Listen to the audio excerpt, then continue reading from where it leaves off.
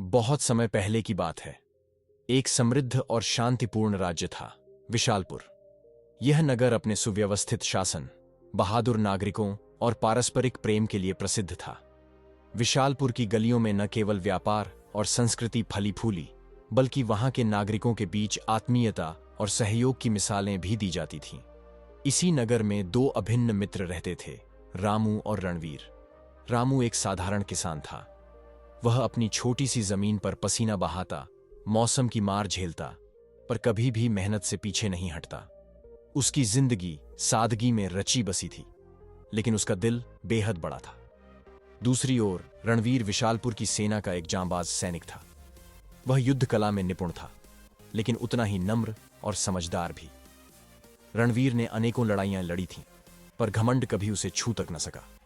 उनकी मित्रता इतनी गहरी थी कि पूरा नगर उन्हें एक जान दो शरीर कहा करता था। वे एक दूसरे की जरूरतों को बिना कहे समझते थे। हर त्योहार, हर दुख सुख में वे साथ होते। उनकी दोस्ती उस दौर की सबसे बड़ी मिसाल बन चुकी थी। समय बीतता गया, मौसम बदले, राजा बदले, लेकिन उनकी दोस्ती वैसी ही रही, अडिग और अटल। फिर एक दिन, जब किसी ने सोचा भी नहीं था, विपत्ति ने विशालपुर को घेर लिया। पड़ोसी राज्य का लालची शासक विजय प्रताप अपने राज्य का विस्तार करना चाहता था। उसने विशालपुर पर अचानक आक्रमण कर दिया। दुश्मन की सेना बड़ी, सुसज्जित और क्रूर थी। विशालपुर की सेना ने वीरता से मुकाबला किया, और रणवीर ने उसमें सबसे आगे रहकर अपने साहस का परिचय दिया। उसने अकेले कई शत्रु सैनिकों को परास्त कर दिया। रणवीर का पराक्रम देखकर दुश्मन भी चकित रह गया, लेकिन दुर्भाग्यवश विशालपुर की सेना संख्या में कम और साधनों में कमजोर थी। शत्रु सेना ने धीरे धीरे राज्य पर कब्जा कर लिया। विशालपुर का राजा युद्धभूमि छोड़कर भाग गया। सैनिकों का मनोबल टूट गया और युद्ध में हार निश्चित हो गई। जो सैनिक मारे नहीं गए, वे शत्रु की कैद में चले गए। रणवीर उनमें से एक था। राज्य पर अब विजय प्रताप का अधिकार था, परंतु उसने विशालपुर की जनता के साथ कठोरता नहीं दिखाई।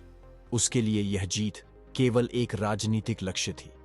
3 महीनों में उसने राज्य की स्थिति को स्थिर कर दिया, परंतु एक बात विजय प्रताप को खटक रही थी, रणवीर, वह सैनिक जो शत्रु होते हुए भी उसकी सेना के लिए सबसे बड़ा खतरा बन गया था। उसने सोचा, अगर यह सैनिक भविष्य में विद्रोह कर दे तो?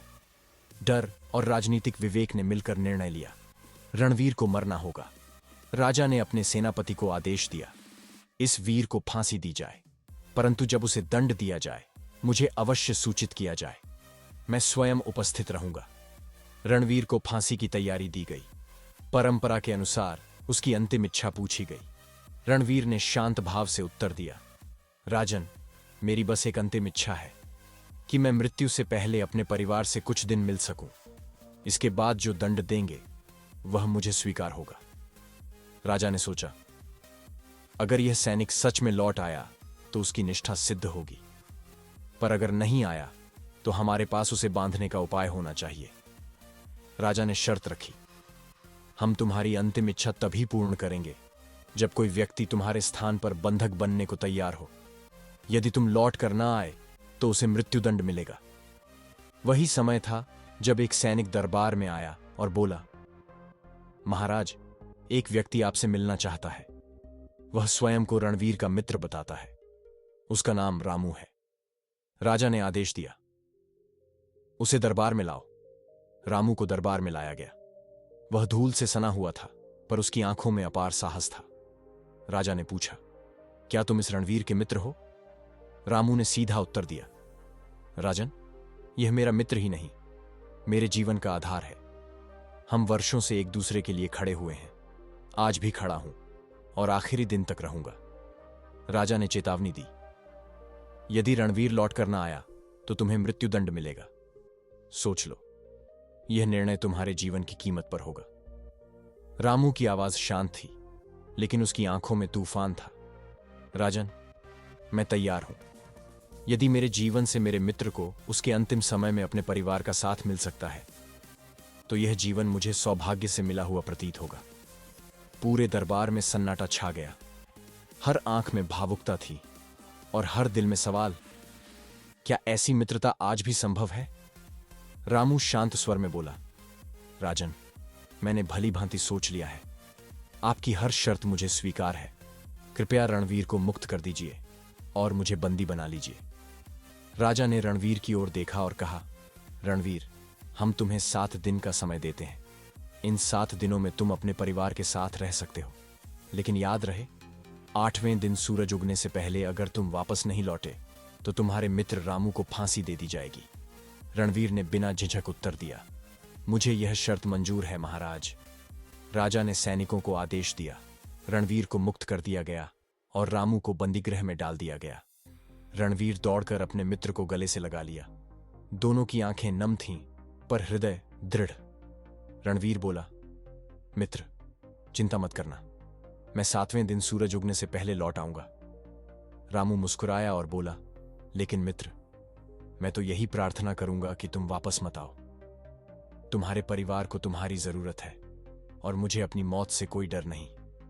दोनों मित्रों ने विदा ली। रामू को बंदीगृह में ले जाया गया और रणवीर राजा द्वारा दिए गए घोड़े पर सवार होकर अपने गांव की ओर चल पड़ा। जब रणवीर घर पहुंचा तो उसकी पत्नी और बच्चे उसे देखकर फूले नहीं समाये। रणवीर ने अपनी पत्नी को सच्चाई बता दी। सुनते ही पत्नी की मुस्कान फीकी पड़ गई, चेहरा उदास हो गया। पत्नी बोली, स्वामी, मैं जानती हूं आपने जो किया वह सही है, पर क्या आवश्यक है कि आप लौटें ही? रामू अविवाहित है, उसके पीछे कोई नहीं। अगर वह चला भी गया तो किसी को विशेष दुख नहीं होगा। रणवीर क्रोधित हो उठा, मूर्ख स्त्री, ऐसी घिनौनी बात अपनी जुबान पर मत लाना। मैं सिर्फ तुम्हारा पति नहीं, उसका मित्र भी हूं। मैं अपने मित्र से विश्वासघात नहीं कर सकता, चाहे मुझे अपनी जान क्यों ना देनी पड़े। पत्नी ने सिर झुका लिया। क्षमा कीजिए स्वामी, मुझसे भूल हो गई। समय बीतने लगा। रणवीर ने अपनी जिम्मेदारियां निभानी शुरू कर दी। जमीन जायदाद का बंटवारा, कर्जों का हिसाब, बच्चों का भविष्य। वो इन सब में इतना उलझ गया कि समय का ध्यान ही नहीं रहा। पत्नी ने भी जानबूझकर दिन की गिनती याद नहीं दिलाई। 7वां दिन चुपचाप बीत गया। 8वें दिन सुबह जब रणवीर की आंख खुली तो उसे राजा की चेतावनी याद आई। हे ईश्वर, मैं तो भूल ही गया था, आज तो 8वां दिन है। वह घबरा गया। बिना पल गवाए वो घर से निकला और घोड़े पर सवार होकर तूफानी गति से राजधानी की ओर दौड़ पड़ा। उधर राजा दरबार में बैठा रामू से अंतिम बात कर रहा था। राजा ने पूछा, क्या अब भी तुम्हें अपने मित्र पर विश्वास है?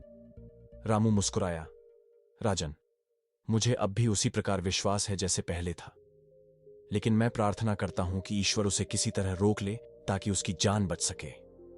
राजा ने व्यंग्य से कहा, तुम मूर्ख हो रामू, वह तुम्हें धोखा दे चुका है। अब वो लौट कर नहीं आएगा। अपनी जान बचाने के लिए उसने तुम्हें मरने के लिए छोड़ दिया। रामू की आंखों में गुस्सा आ गया। राजन, कृपया मेरे मित्र के लिए ऐसे अपमानजनक शब्द न कहें। मैं अपने अंतिम समय में भी उसकी निंदा नहीं सुन सकता। राजा बोला, तुम्हारा समय समाप्त हो गया है, अब तैयार हो जाओ मरने के लिए। रामू दृढ़ता से बोला, मैं मरने को तैयार हूं महाराज, अपने जल्लाद को आदेश दीजिए। राजा ने इशारा किया, जल्लाद, इसे फांसी पर चढ़ा दो ताकि यह झूठी मित्रता का नाटक समाप्त हो जाए। जैसे ही जल्लाद आगे बढ़ा, सिंहद्वार से एक आवाज गूंजी, ठहरो। सभी की निगाहें द्वार की ओर घूम गई। दरवाजे पर धूल से लथपथ, पसीने में डूबा हांफता हुआ रणवीर खड़ा था।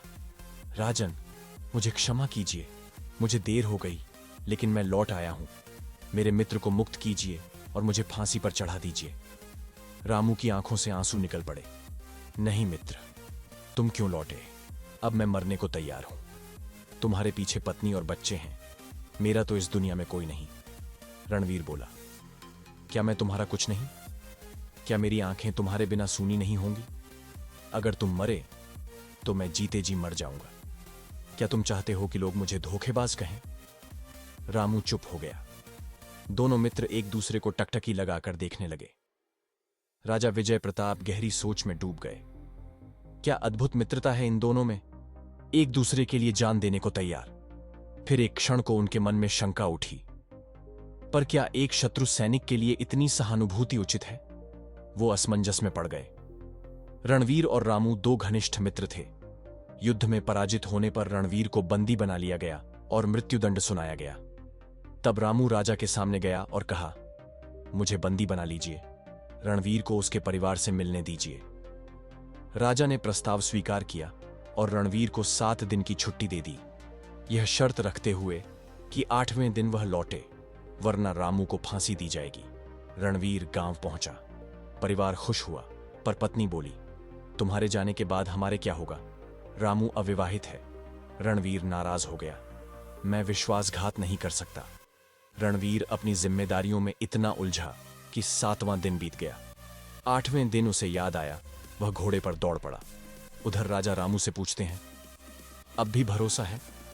रामू बोला, हाँ, पर मैं प्रार्थना करता हूं कि वह न लौटे। तभी रणवीर दरबार में पहुंचा। राजन, मैं लौट आया हूं, मेरे मित्र को छोड़ दीजिए। दोनों मित्र एक दूसरे के लिए मरने को तैयार थे। राजा भावुक हो गए, पर बोले, रणवीर को बंदी बनाया जाए, 4 दिन बाद फांसी दी जाएगी। राजा की बेचैनी बढ़ती गई। रानी ने कहा, मैं रणवीर से मिलना चाहती हूं। अगली शाम रानी रणवीर से मिली और प्रस्ताव दिया, राजा की हत्या कर दो, तुम्हें सेनापति बना दूंगी। रणवीर ने इनकार कर दिया, वे मेरे शत्रु नहीं रहे, उन्होंने मुझ पर दया की है, उनका वध अब देशद्रोह होगा। इस कहानी से यह सीख मिलती है कि हमारी मित्रता पक्की रहे। अगर कहानी पसंद आई हो तो लाइक करें और अपने सबसे अच्छे दोस्त का नाम कमेंट में लिखें।